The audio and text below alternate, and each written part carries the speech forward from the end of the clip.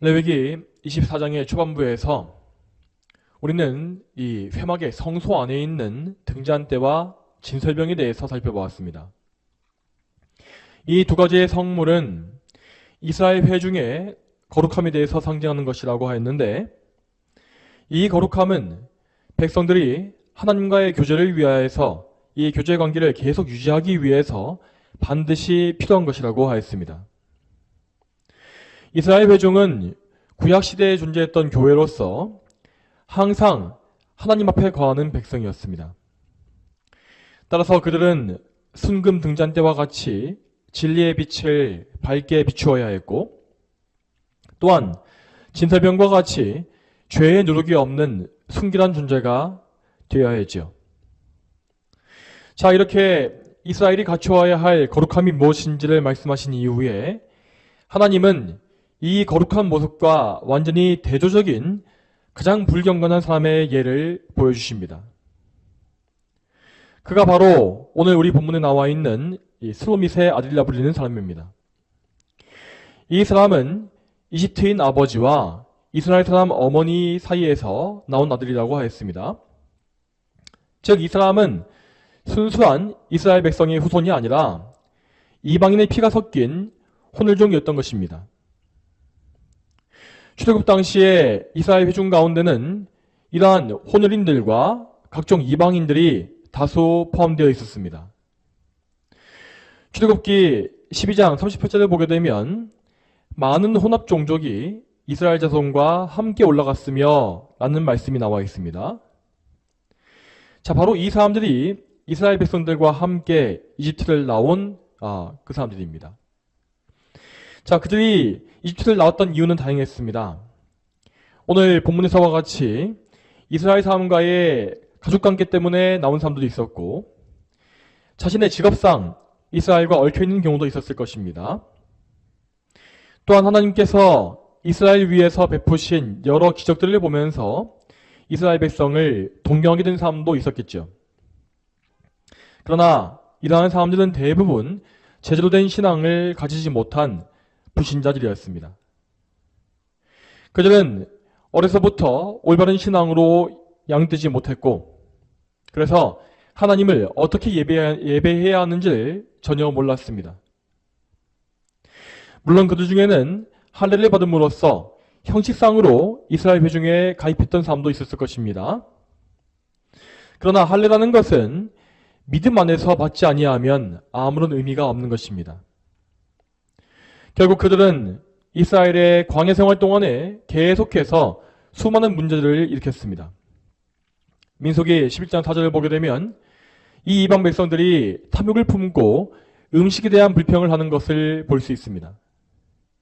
그들은 하나님과 동행하는 신앙의 기쁨을 알지 못했기 때문에 이 광야에서의 고난의 환경을 견디지 못했던 것입니다. 그리고 이 이방 족속들의 불경건함은 오늘 본문의 말씀에서도 명백히 나오고 있습니다. 이 본문에 나와 있는 혼혈인이 무슨 이유로 신성모독을 했는지는 알 수가 없습니다. 다만 우리는 이 유대인의 전성을 참고해 보자면, 자, 유대인의 전성에 의하면 이 사람은 이 장막을 치는 문제를 두고 단지파의 백성과 싸움을 벌인 것으로 알려져 있습니다. 당시 이스라엘의 진영은 이 성막을 중심으로 해서 12지파의 구역들이 그 성막을 둘러싸고 있었습니다. 그런데 이렇게 성막 주변에 있는 이 구역들은 그 조상들 중에 피가 섞이지 않은 순혈 이스라엘 족속들에게 돌아간 구역이었습니다.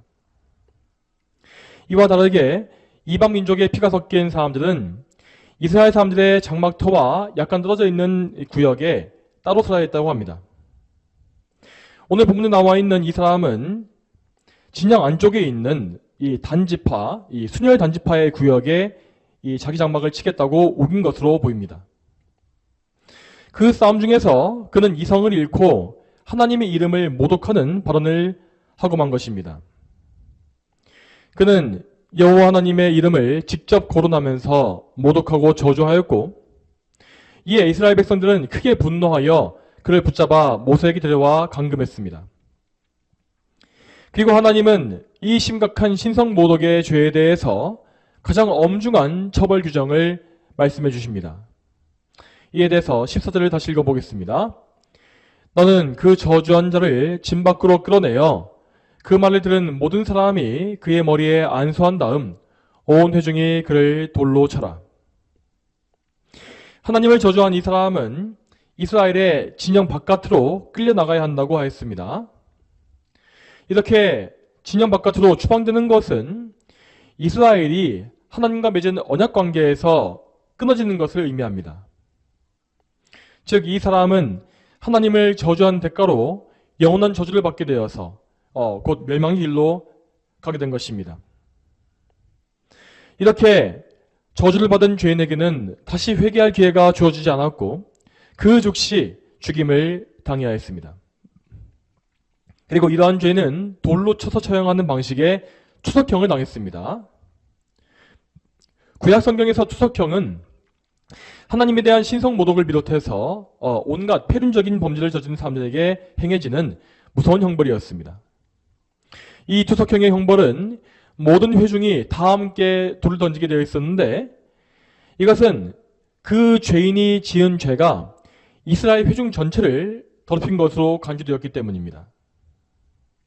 그러므로 이스라엘 백성들은 회중 전체를 그의 죄로부터 정결케 하기 위하여서 다 함께 돌을 던진 것이죠.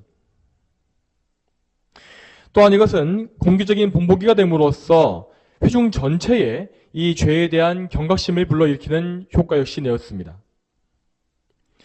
또한 14절의 뒷부분을 보게 되면 좀 특이한 부분이 나오는데 그것은 그 말을 들은 모든 사람이 그의 머리에 안수해야 한다라고 하는 구절입니다. 이 말이 무슨 의미겠습니까? 왜냐하면 이 신성모독의 말은 그 말을 한 사람에게만 죄가 되는 것이 아니기 때문입니다. 이러한 말은 너무나 죄악되고 불경하기 때문에 그것을 들은 사람 역시 그 죄에 오염될 수밖에 없었습니다. 그들은 그 신성모독의 말에 영향을 받을 수 있었고 자칫 잘못하면 마음속으로 신성모독하는 생각을 가지게 될 수 있었습니다. 그러나 그들은 단지 그 말을 들은 것일 뿐이기 때문에 그 죄의 책임을 면제해 줘야 했죠.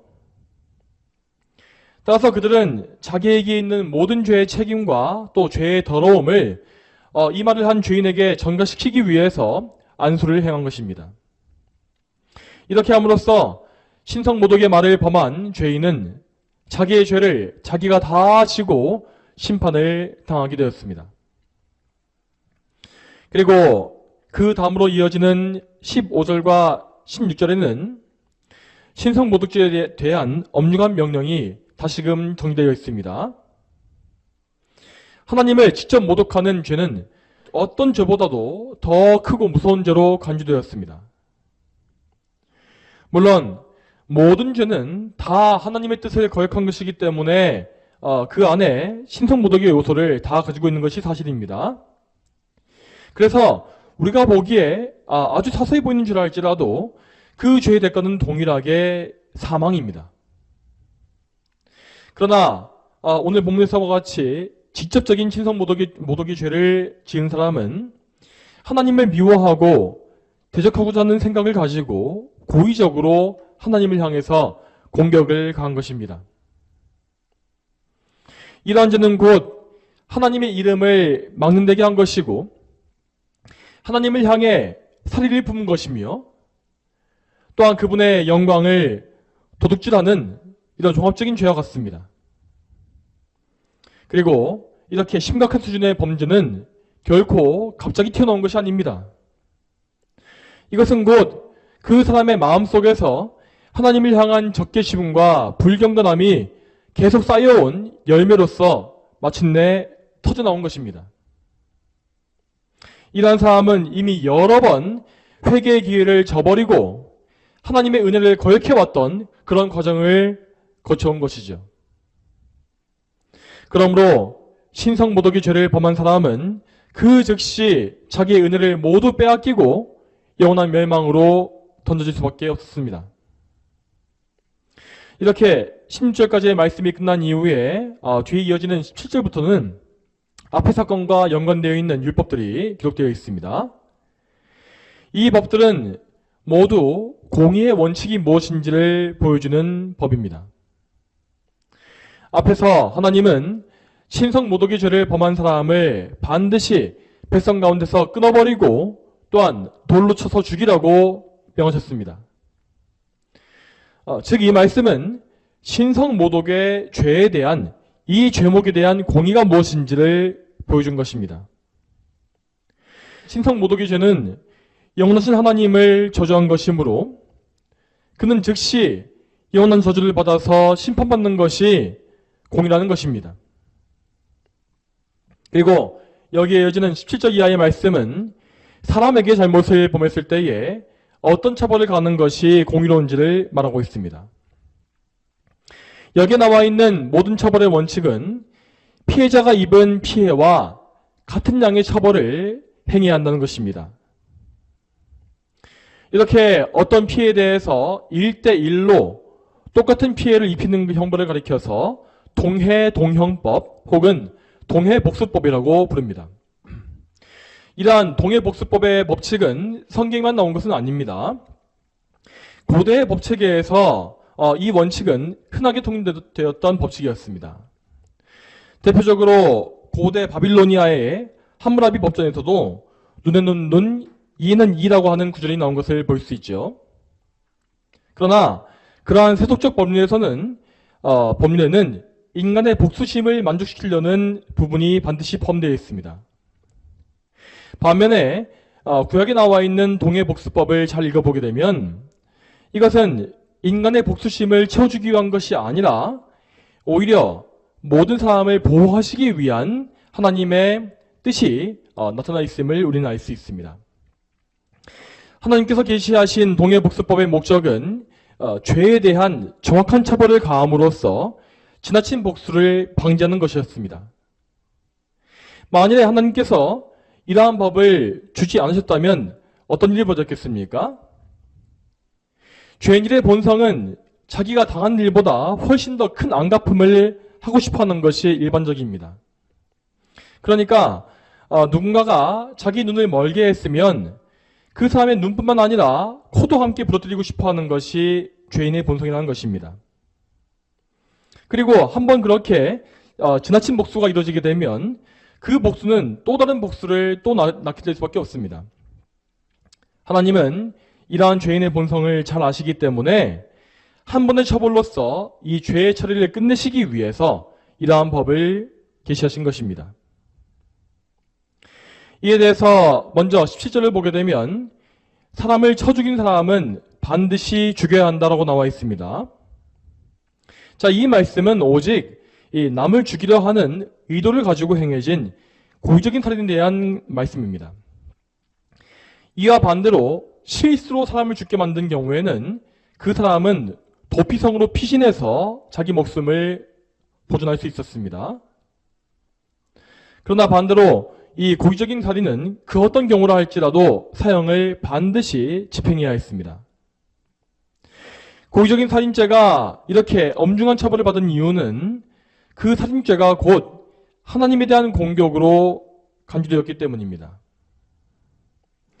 모든 사람은 하나님의 형상으로 피조된 창조물입니다.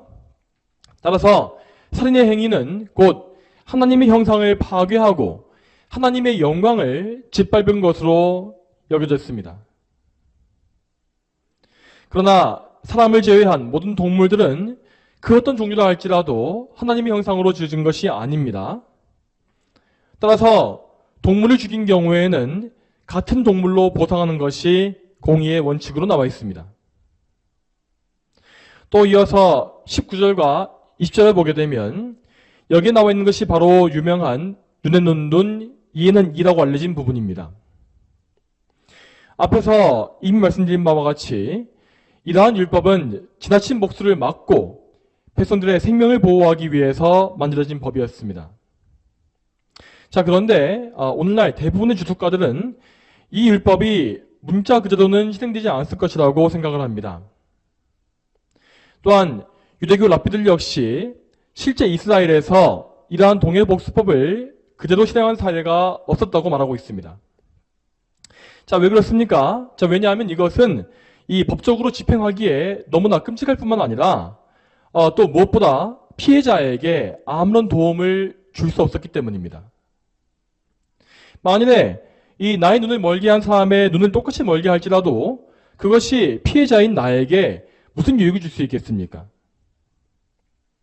그러므로 우리는 이 말씀의 의미를 이 범죄 피해에 대해서 정확한 보상을 요구하는 것으로서 해석할 수 있겠습니다. 하나님은 확실한 보상에 대한 내용을 인간이 가장 알아듣기 쉬운 표현으로 이렇게 말씀해 주신 것입니다. 만일 남의 눈을 멀게 했다면 그가 앞으로 시각장애로 인해 당하게 될 모든 피해를 다 보상해 주는 것이 맞습니다. 그리고 우리가 남의 일을 부르뜨렸다면 그가 치아를 잃어버림으로 해서 당할 모든 어려움을 다 총합하여 보상해 주는 것이 맞는 것이죠. 이웃에게 입힌 모든 피해는 충분히 공의롭게 배상하라. 바로 그것이 이웃사랑의 원칙이다. 이것이 바로 이 율법의 원리라고 할 수 있겠습니다. 여러분, 이러한 공의의 원리는 이스라엘뿐만 아니라 모든 나라의 법 집행에서 반드시 지키셔야 하는 것입니다. 자, 왜냐하면 하나님은 이 세상 모든 나라를 통치하시는 주권자요 왕이시기 때문입니다.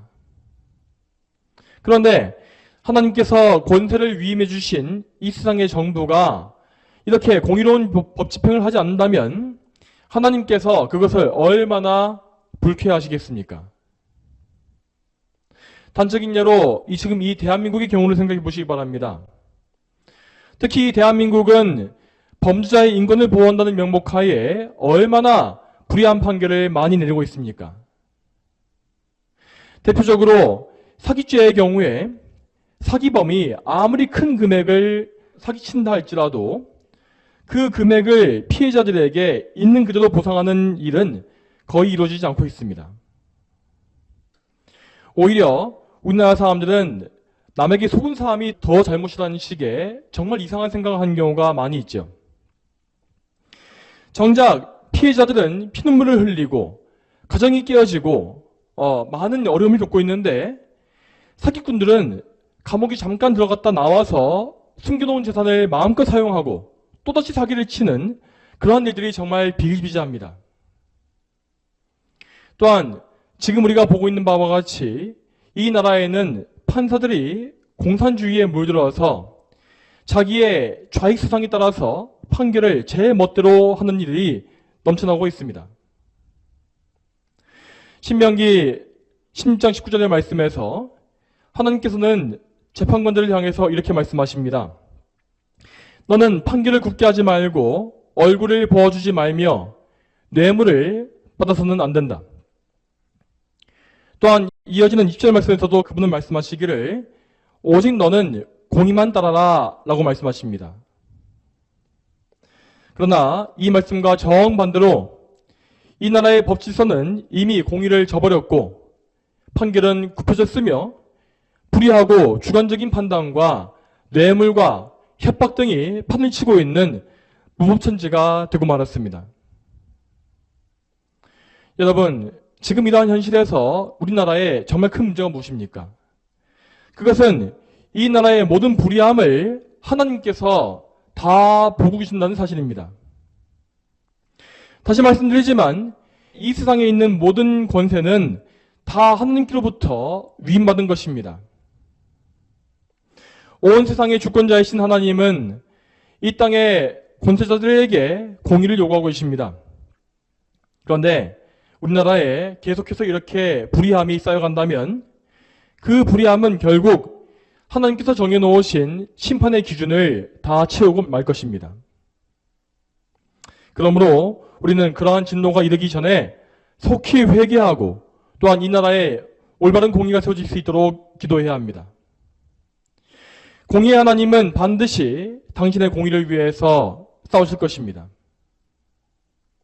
자, 이제까지 우리는 오늘 본문에 나와 있는 엄격한 율법과 형벌에 대해서 살펴보았습니다. 하나님께서는 당신의 거룩함을 모욕하는 사악한 자들을 엄중하게 심판하십니다.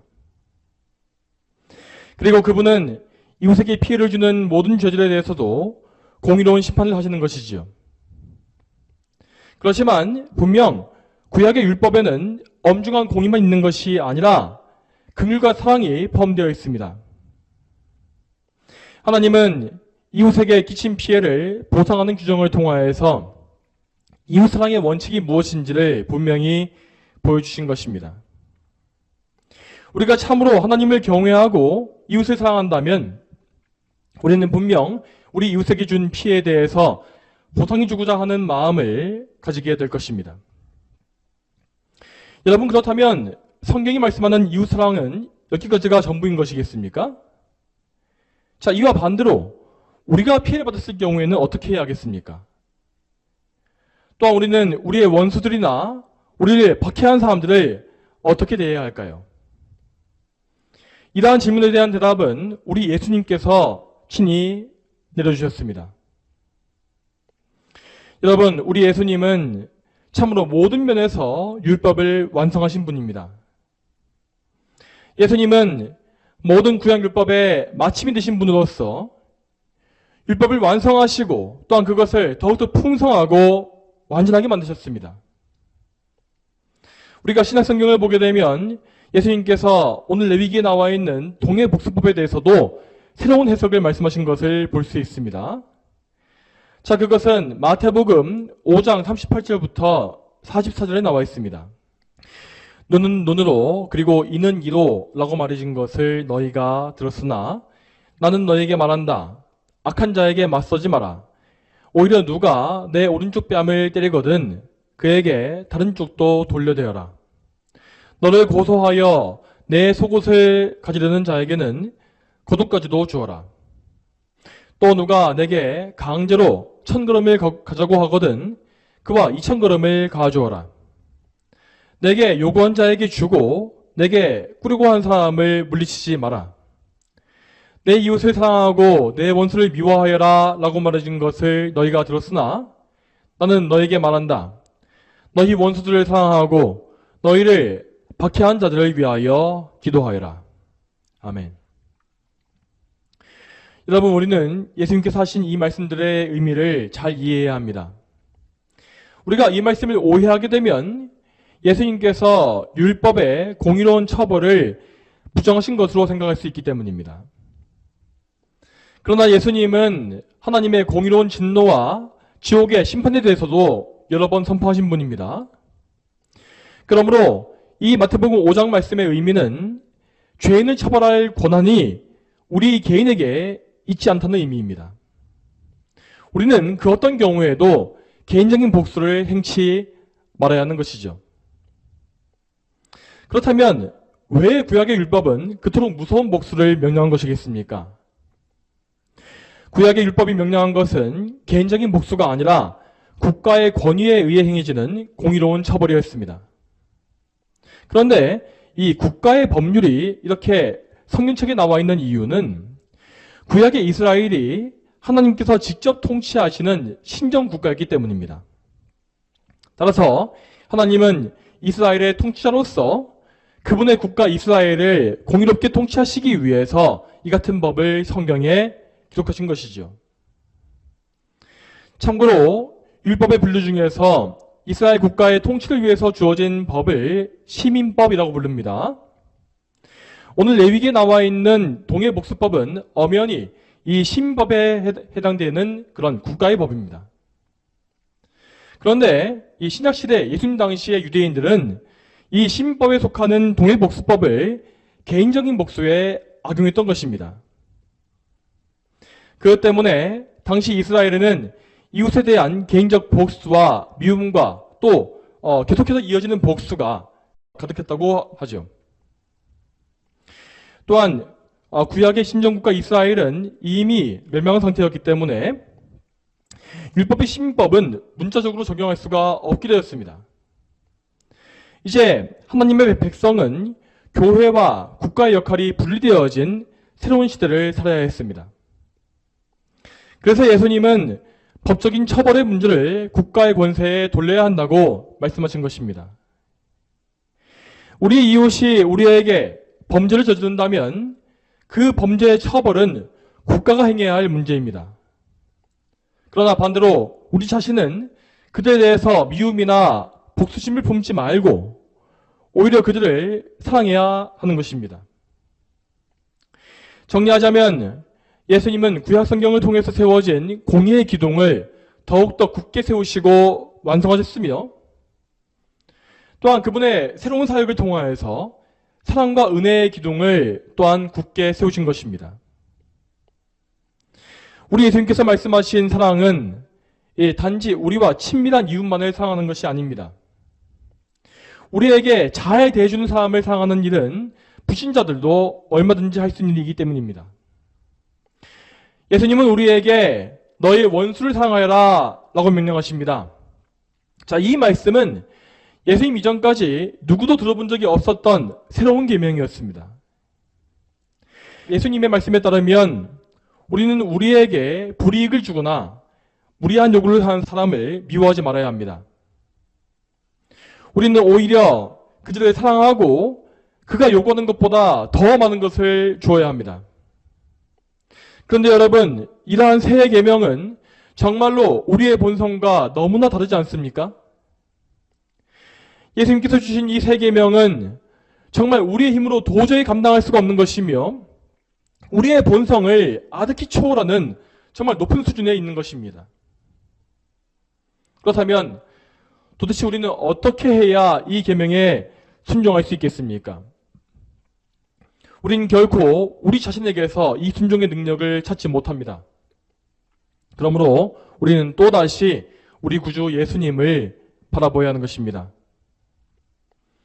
여러분, 예수님께서는 원수를 사랑하라고 하는 이 계명을 말로만 선포하신 것이 아닙니다. 그분은 이 말씀을 친히 우리보다 먼저 지키셨습니다. 이에 대해서 로마서 5장 10절의 말씀은 이렇게 말씀하고 있습니다.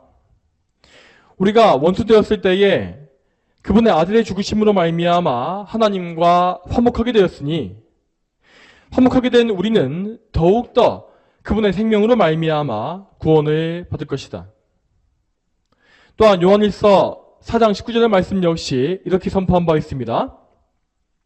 우리가 사랑하는 것은 하나님께서 먼저 우리를 사랑하셨기 때문이다. 여러분, 이처럼 우리 예수님은 죄인인 우리를 먼저 사랑하신 분입니다. 우리는 우리의 죄 때문에 하나님과 원수관계에 있었지만 예수님은 그분과 원수를 진 우리를 미워하지 아니하시고 그분 자신을 친히 내어주신 것입니다. 이 부분에서 우리는 레위기 24장에 나와 있는 동해복수법을 우리에게 적용해야 합니다. 여러분, 이 율법에 대해서 다시 한번 생각해 보시기 바랍니다. 우리가 사람에게 잘못을 범했다면 그 대가는 유한한 것입니다. 물론 모든 죄는 결국 하나님께 지은 것이지만 그 죄 안에서 인간에게 행한 부분에 대해서는 유한한 처벌만을 받는 것입니다. 그러면 하나님께 지은 죄는 어떻겠습니까? 하나님은 우리 인간과 다르게 무한하신 분입니다. 그러므로 하나님께 지은 죄는 인간에게 지은 잘못과 아예 비교되지 않을 만큼 무섭고 막대한 것입니다. 당연히 하나님께 지은 죄의 대가는 무한하고 영원하며 불변합니다. 여러분, 오늘 본문에서 하나님께 직접 범한 친성모독의 죄가 어떻게 처리되었다고 했습니까? 그 죄는 진영 밖으로 쫓겨나서 죽임당하는 것으로 처리되었습니다. 이것은 단순히 몸의 생명만 빼앗는 차원이 아닙니다. 이것은 곧 몸과 영혼의 영원한 멸망, 지옥의 심판을 의미합니다. 그런데 이 신성모독의 죄는 결코 저 슬로밋의 아들만이 범한 것이 아닙니다. 우리 모두는 다 그와 똑같은 신성모독의 죄를 지은 죄인들입니다. 우리는 우리의 행동과 마음으로 십계명의 모든 계명을 다 어겼고 또한 하나님께서 혐오하시는 온갖 죄를 범함으로써 그분의 이름을 모독했습니다. 설령 우리가 우리의 말로써 하나님을 모욕하지 않았다 할지라도 하나님은 우리 마음속에 있는 온갖 모욕과 반역을 다 보고 또 듣고 계시는 분입니다. 이처럼 우리는 하나님 앞에서 도저히 살 소망이 없는 비참한 죄인에 불과했습니다. 이러한 우리의 처지는 사무엘상 2장 25절 말씀에 너무나 잘 나와 있습니다. 사무엘상 2장 25절 말씀을 보시기 바랍니다. 사람이 사람에게 죄를 지으면 하나님께서 그를 중재해 주시겠지만 사람이 여호와께 죄를 지으면 누가 그를 위해 기도해 주겠느냐.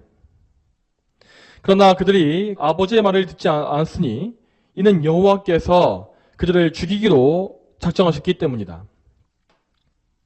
자, 여기 나와 있는 이 말씀은 엘리 제사장의 두 아들을 지목해서 언급한 말씀입니다. 그렇지만 이 두 아들의 모습은 곧 모든 죄인의 모습을 잘 보여주고 있는 것입니다. 모든 죄인들은 다 하나님께 죄를 지은 것이며 그래서 그들을 위해서 중재해 줄 사람이 없었습니다. 그리고 모든 죄인들은 마치 죽이기로 작정된 사람들처럼 계속해서 죄를 향해서만 달려갈 뿐입니다. 이러한 비참함과 무지함과 무능함을 고쳐주시고 우리의 죄를 사해 주실 분은 오직 하나님뿐입니다. 그러므로 하나님께서는 우리를 불쌍히 여기심으로 우리를 위한 구원의 길을 친히 예비하셨습니다. 그 구원의 길은 곧 하나님의 아들 예수 그리스도를 통해서 주어진 구속이었습니다. 여러분, 우리의 구원자이신 예수님은 성자 하나님이시기 때문에 무한하고 영원하며 불변한 분입니다. 그러므로 그분은 능히 우리를 우리의 영원한 죄에서 구원해 주실 수 있는 것입니다. 또한 그분은 우리의 죄로 인하여서 반역을 당하신 당사자이십니다. 따라서 그분께서는 우리 죄를 용서하실 수 있는 자격과 권리가 있으신 것입니다. 그뿐만 아니라 예수님은 친히 우리와 똑같은 인성을 취하심으로써 구원자의 요건을 완전히 갖추셨습니다. 그분은 우리와 같은 사람이 되시되 죄가 전혀 없는 순결한 사람이 되시어서 우리를 대신하여 자신을 희생하실 대속제물의 요건을 다 가지신 것입니다. 이처럼 예수님은 하나님이시오 사람이신 분으로 이 땅에 오신 것이고 우리를 위한 속죄의 제사를 단 한 번에 이루어 내셨습니다. 그러므로 예수 그리스도의 이름 외에는 구원받을 만한 다른 이름이 없다는 것을 우리는 알아야 합니다. 우린 이러한 성경의 진리를 믿고 예수님만을 나의 구원자의 주님으로 믿고 의지해야 합니다. 여러분, 우리 성도들은 예수님께서 이루어내신 구속의 사역을 통해서 놀라운 구원을 이미 받은 사람들입니다. 이 구원이라고 하는 것은 그저 우리의 생각과 태도가 약간 바뀐 정도가 아닙니다. 성경은 예수님을 믿음으로써 나타나는 변화를 다시 태어남, 곧 중생이라고 부르고 있습니다. 예수님을 믿을 때에 우리 안에 있는 원래의 사람, 원래의 죄악된 본성은 그분의 십자가에 예수님과 함께 못 박혀서 죽음을 맞이합니다. 그리고 우리에게는 예수님의 다시 사심, 부활을 근거로 하여서 이 새로운 본성, 새 사람이 태어나는 것입니다. 이 새 사람은 예수님의 거룩한 인성에 연합되어 있다고 하였습니다. 우리는 이 새 사람을 통하여서 그리스도의 몸된 교회의 지체가 되었으며 우리의 머리가 되신 예수님에게서부터 거룩을 위한 모든 양분을 공급받습니다. 여러분, 이 말이 무슨 의미겠습니까? 이것은 곧 거듭난 성도들이 가지는 삶의 성질 자체를 말하고 있는 것입니다. 우리는 새로운 사람이 되겠다고 결심하는 것이 아닙니다. 거듭남이라는 것은 우리의 의지나 능력, 결심과는 아무런 관계가 없습니다.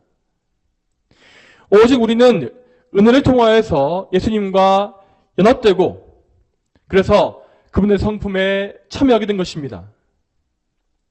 우리는 이 연합의 관계 속에서 예수님께서 행하신 사랑에도 동참할 수 있는 그러한 특권을 얻게 되었습니다. 그러므로 예수님과 연합되어진 사람은 그분께서 일찍 행하신 것과 같이 원수를 사랑하는 삶을 시작하게 되어 있다는 것입니다. 물론 그 사랑은 처음에는 미약하고 참 부족합니다. 마치 이 거센 바람에 쉽게 흔들리는 연약한 가지와 같이 처음 예수님께 접붙여진 사람은 원수를 사랑하는 일에 번번이 실패하고 말 것입니다. 그렇지만 성령께서는 예수님께 접붙여진 연약한 성도를 결코 내버려 두시지 않습니다. 성령님은 주님의 몸에 연합되어진 사람들을 하나하나 돌보시고 또한 자라게 하시어서 점차적으로 그리스도를 닮아가는 거룩한 성품이 그 안에 나타나게 하시는 것입니다. 여러분, 이 성령의 사역에는 참으로 엄청난 효과가 있습니다. 이 사역은 예수님의 제일 큰 원수였던 사울을 사도 바울로 바꿔놨을 정도로 엄청난 능력을 가지고 있는 것입니다. 그러므로 성도 여러분, 여러분이 참으로 예수님과 연합된 참 포도나무에 가지라면 그리스도 예수님의 성품을 갈망하시고 그분의 사랑이 여러분에게 부어지기를 항상 기도해야 합니다.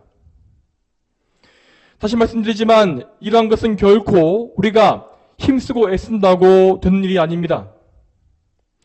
우리 주 예수님께서 위로부터 우리에게 부어주셔야만 우리는 원수를 사랑하는 이 참된 사랑을 행할 수가 있는 것입니다. 물론 지금 당장 우리에게는 원수를 사랑하는 것이 도저히 불가능한 일처럼 보일 것입니다. 그러한 일은 옛날에 우리 선조들이나 할 수 있었던 일이다. 지금 우리는 그런 큰 일을 해낼 수가 없다. 지금은 그런 부흥의 시대가 아니지 않는가?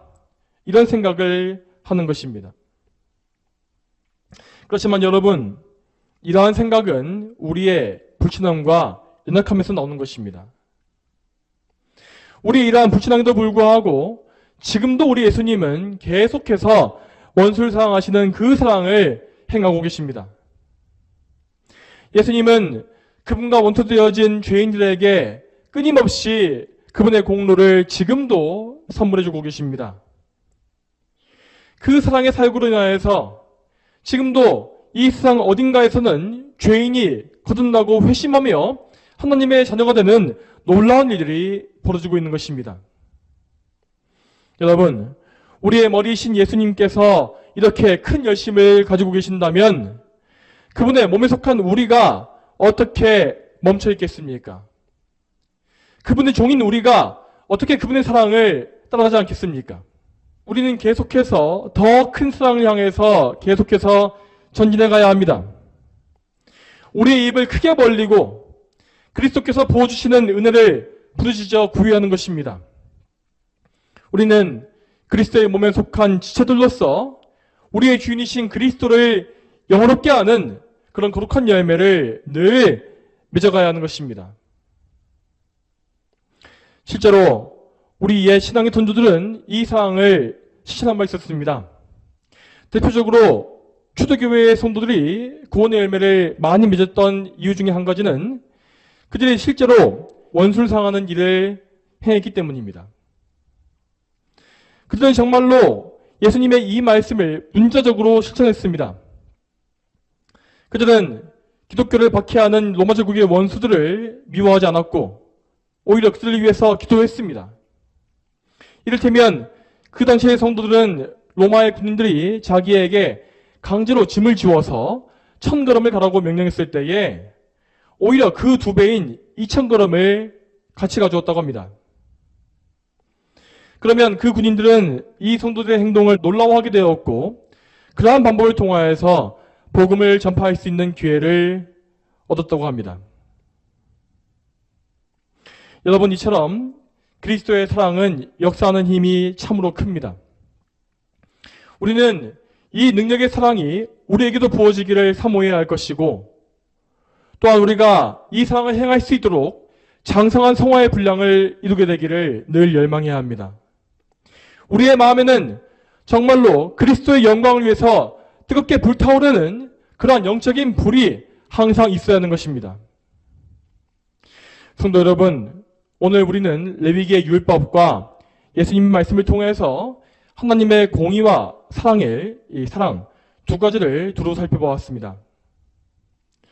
이 말씀을 들으신 모든 분들이 참으로 하나님의 공의와 이 풍성한 사랑, 이 두 가지의 성품을 온전히 알고 그분의 뜻에 순종할 수 있기를 원합니다.